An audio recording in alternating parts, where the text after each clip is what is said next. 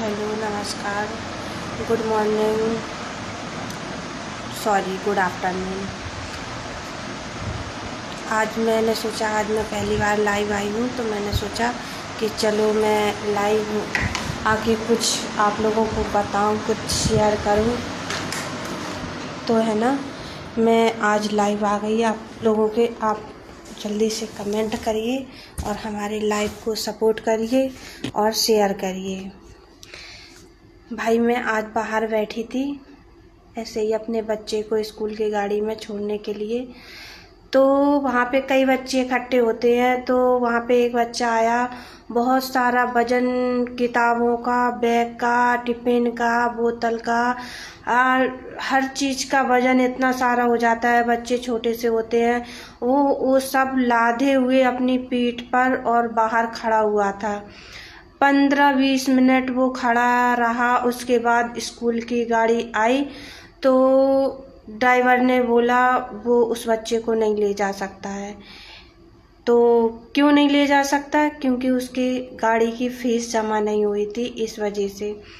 हालांकि वो बच्चा रोने लगा और घर पे ही बैठ गया रोते रोते। कोई बात नहीं। फिर उसके जब स्कूल में शिकायत की गई तो उसके रिकॉर्ड से पता चला कि उस बच्चे की तो गाड़ी की फ़ीस जमा हो चुकी है, किसी और बच्चे की फ़ीस नहीं जमा हुई थी। तो उस बच्चे को सोचकर गाड़ी वाले ने गलती से उस बच्चे से बोल दिया था, वो उसको नहीं ले गया। कोई बात नहीं, गाड़ी वाला फिर से आया, बच्चे को ले गया, बच्चा चला गया। 1 घंटे तक बच्चे किस स्थिति में रहा मैं आप लोगों को बता भी नहीं सकती भाई।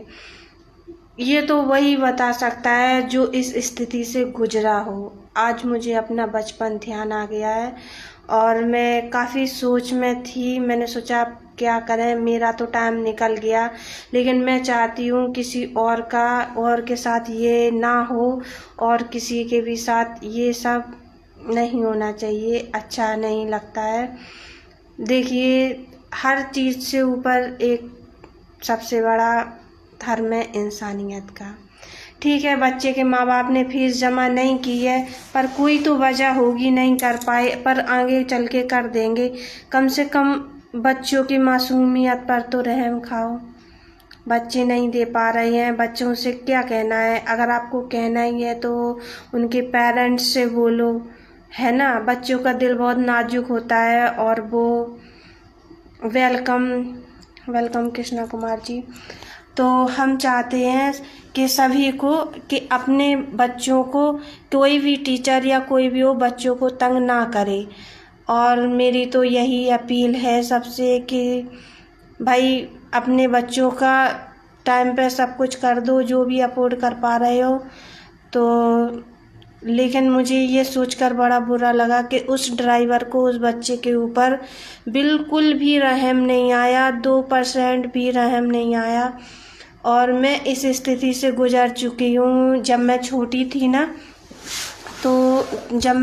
थी तो मैं भी स्कूल में पढ़ने जाया करती थी।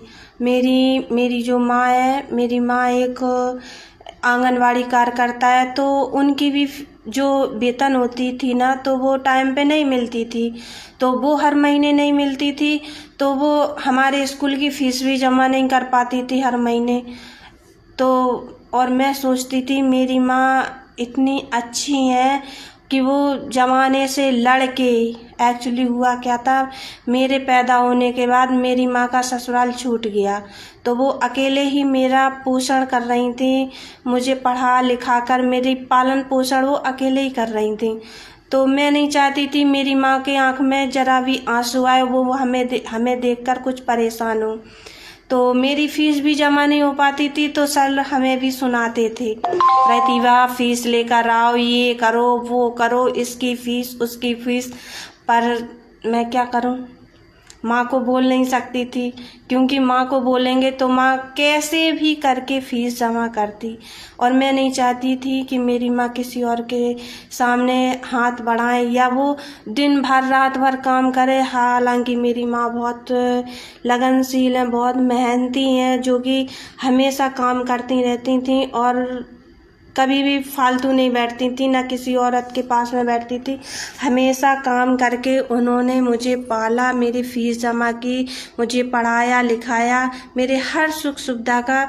लेकिन फिर भी थोड़ा बहुत तो हो ही जाता है, ठीक है, क्योंकि वो अकेली थी मेरे लिए ज़माने से लड़ने के लिए, ठीक है ना। तो सर लोग क्या करते थे, जो क्योंकि मेरी माँ का सपना था कि मैं प्रतिभा को एक अच्छी लाइफ दूँ, उसको अपने पैरों पे खड़ा कर दूँ, तो वो मुझे अच्छे स्कूल में पढ़ाना चाहती थी। और जिस गांव में हम रहते थे उस गांव का एक बेहतर स्कूल था, वो उसी में हमें पढ़ाती थी। पर उनकी वेतन न मिलने के कारण वो मेरी फीस हर महीने नहीं जमा करती थी, लेकिन जब भी वेतन आती थी तो वो सबसे पहले हमारी फीस जमा कर देती थी।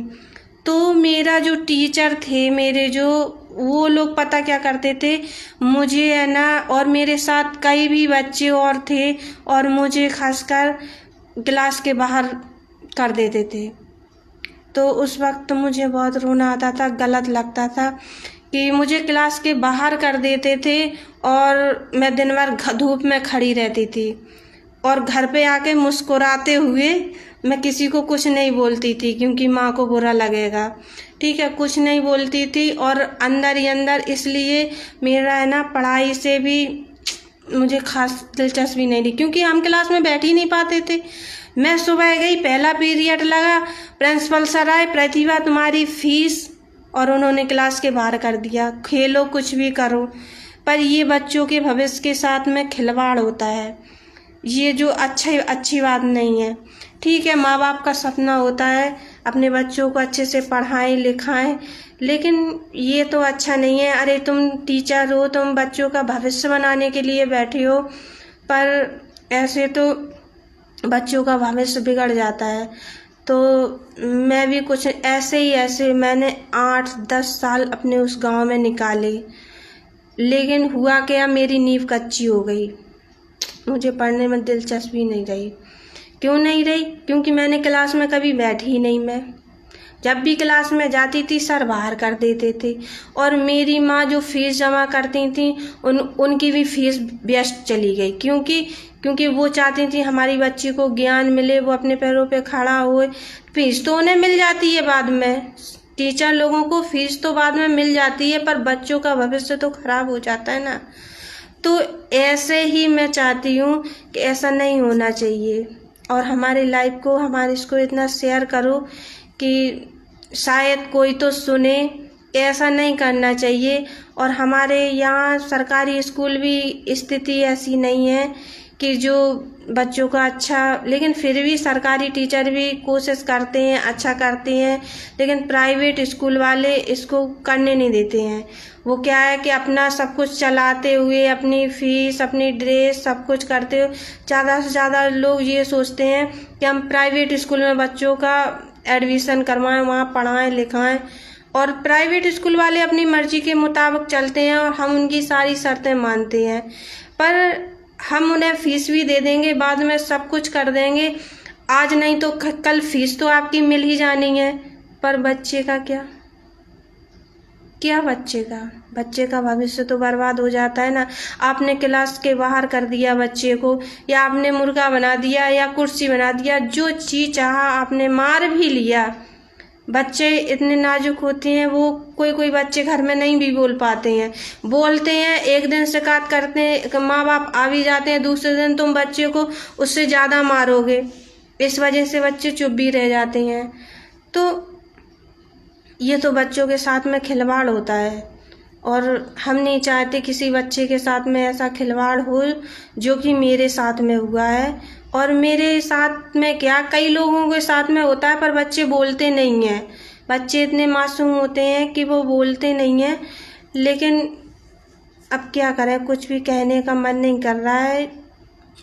हम शिक्षा लेते हैं, शिक्षा पाते हैं कि हमारे बच्चे आगे बढ़ें, पर कैसे बढ़ें बताओ, कमेंट में बताओ, बच्चे कैसे बढ़ें। बच्चे लगनशील हैं और पढ़ना चाहते हैं, लिखना चाहते हैं, पर ये तो वाकई किसी बच्चे में हुनर होता है, वाकई में हुनर होता है, वो कैसे भी करके आगे निकल जाता है, ठीक है। लेकिन उसको अगर सही दिशा और दशा दोनों हो तो वो और भी आगे जा सकता है। और मुझे इस बात का दुख है कि मैं अपनी माँ का सपना पूरा नहीं कर पाई और मैं अपने पैरों पे खड़ी नहीं हो पाई। मैं एक हाउसवाइफ हूँ और मैं वो नहीं कर पाई जो मेरी माँ चाहती थी। पर इसमें गलती मेरी है क्योंकि मेरा पढ़ने में मन नहीं लगता था, क्योंकि मैं बचपन में नहीं पढ़ पाई थी, मेरी नींव कच्ची हो गई थी। हालांकि किसी को दोष क्या देना है, किसी को दोष नहीं देते हैं अपन, खुद को ही दोष, खुद का ही मतलब नहीं कर पाई मैं, खुद को ही दोषी ठहराती हूँ। लेकिन कहीं ना कहीं दोषी तो ये समाज सब है, दोषी मैं अकेली नहीं हूँ। हम जैसी पता नहीं कितनी लड़कियाँ होती हैं जो दोषी नहीं है लेकिन फिर भी अपने आप को दोषी मानती हैं। ठीक है, कोई बात नहीं। अब मैं कुछ कहने के मूड में नहीं हूँ, अब मैं कुछ नहीं कहना चाहती। लेकिन आप कमेंट करके आप ये हमें ज़रूर बताएं कि ये जो हो रहा है ये सही हो रहा है या नहीं हो रहा है। ये नहीं होना चाहिए, मेरे ख्याल से तो नहीं होना चाहिए।